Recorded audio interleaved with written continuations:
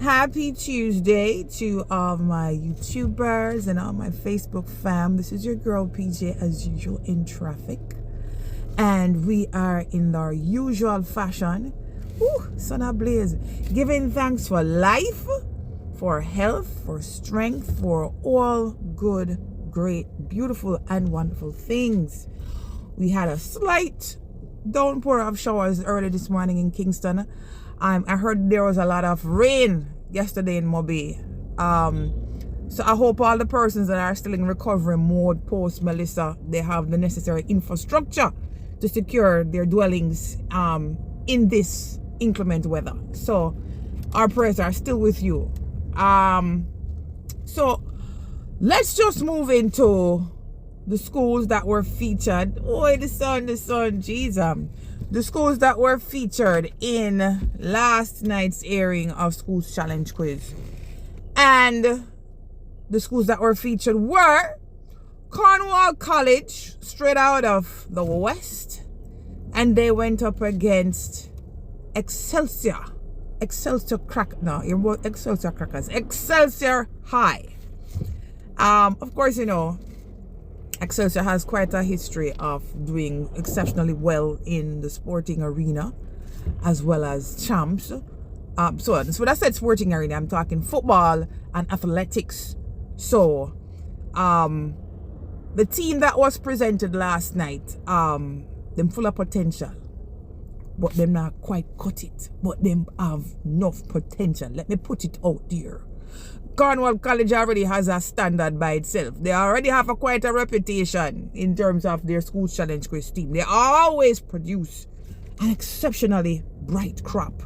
So that being said, let's just jump into the meat of the matter. The opening challenge ended on 3 to Cornwall College and 2 to Excelsior. Overall, the performance in the speed section had Excelsior performing better because their average was 3 point something compared to Cornwall's 2 point something, which is not good. I don't know if it's me, but I find that the level of difficulty of questions being asked last night was a tad bit more technical than the matches that I viewed on Friday in the doubleheader round. But I think the scores them what them ended on at the end of the speed round, it's not good. Especially this is the first round though. It's very low.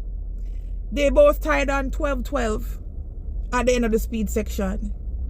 What I also found was when it came on to the visuals for entertainment, like for movies, they didn't know who Julia Roberts is. There's another visual that had Major Anthony Anderson, who was the former commissioner of police. They didn't know who he was. Let me retract that statement. They were not exceptionally bright.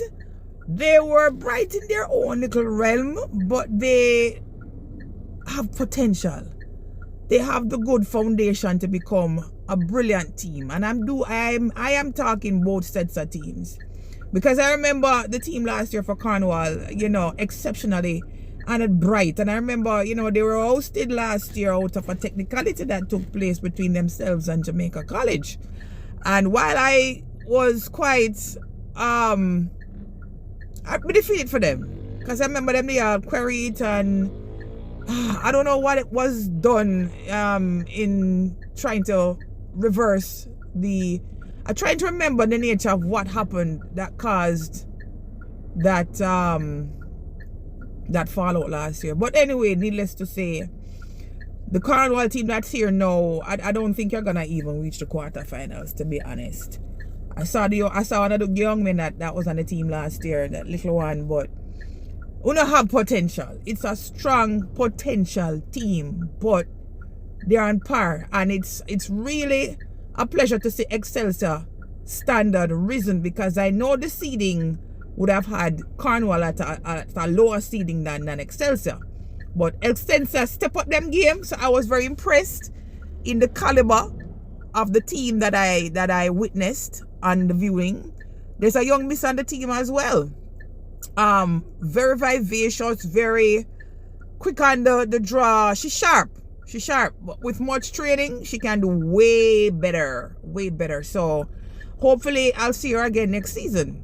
So the score ended on 16 to Cornwall and 14 to Excelsior. And boy, now the buzz around, the bell them just ring like a Christmas. Or a recess time at primary school. Building, it was. So this match reminded me of a young man. I remember I had a date with a young man once. And when the young fella turned up at the restaurant, restaurant, you know, people up there, UPT. When them step through the door, I have one little flower shirt. Flowers. With one little white pants. And him have the gentleman shoes. One white gentleman shoes and one belt buckle with no stud on it. No, people. Everybody knows that me and the kick me kill me. Gentleman white shoes them with baby sacks is a big no. But the young man was intelligent, bright, very gregarious, you know. And him look good. But me just say, why him did that wear? Never did that cut it never complete. So that was how the two teams were. Them have the potential, the looks, them have the right talking, the intellect, the IQ, the intelligence, but you never dress up on yourself right. The two teams them, you never dress up on yourself properly. So good luck, Cornwall, in the upcoming matches. Let me see how you progress. I think you need more work put in to study the likes of especially current affairs, sports, all of that jazz, and even the languages. Both Excelsior and Cornwall, 0. Woefully lacking.